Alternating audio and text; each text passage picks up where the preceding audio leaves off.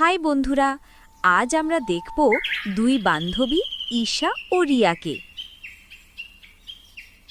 এই ঈশা, দাঁড়া, আমি আসছি।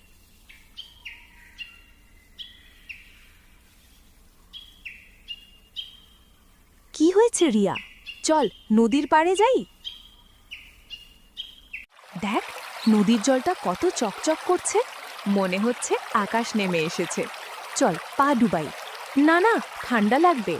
তাহলে বসে গল্প করি। আমার নদীর পাশে বসতে ভালো লাগে।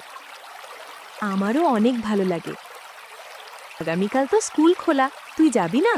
অবশ্যই যাব, স্কুলে যেতে আমার অনেক ভালো লাগে। পেয়ে আমি তো অনেক খুশি।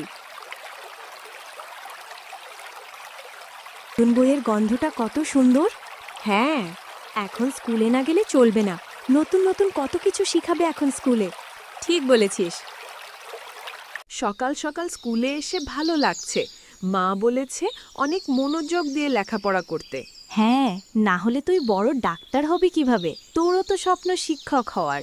হ্যাঁ, আমি বড় হয়ে আমাদের এই স্কুলের শিক্ষক হব আর ছাত্রছাত্রীদের পড়াবো, ঠিক যেভাবে এখন হালিমা ম্যাডাম আমাদের পড়ায়। তুই দেখিস, আমাদের স্বপ্ন একদিন ঠিকই পূরণ হবে।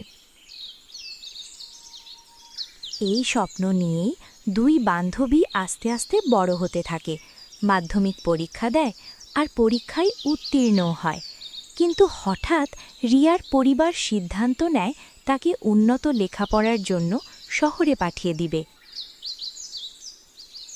তোমাদের সবাইকে ছেড়ে যেতে আমার ইচ্ছা করছে না। আমি ওইখানে একা কিভাবে থাকব? ভয় পাস না রিয়া, আমি মাঝে মাঝেই তোকে দেখতে যাব আর ফোনেও যোগাযোগ রাখব। চিন্তা করিস না মা, সব ঠিক হয়ে যাবে। কলেজে ছুটি পেলেই কিন্তু বাড়ি চলে আসবে। আচ্ছা, আমার জন্য চিন্তা করো না। সাবধানে থাকিস রিয়া, আর আমাকে ভুলে যাস না। তোকে ভুলি কিভাবে? তুই তো আমার বোন। আচ্ছা, আমি চলি। ভালো থেকো তোমরা। তুইও ভালো।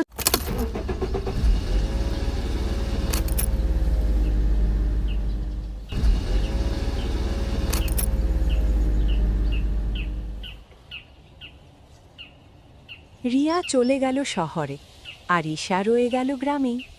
ঈশা অপেক্ষায় রইল রিয়া জলদি ফিরে আসবে।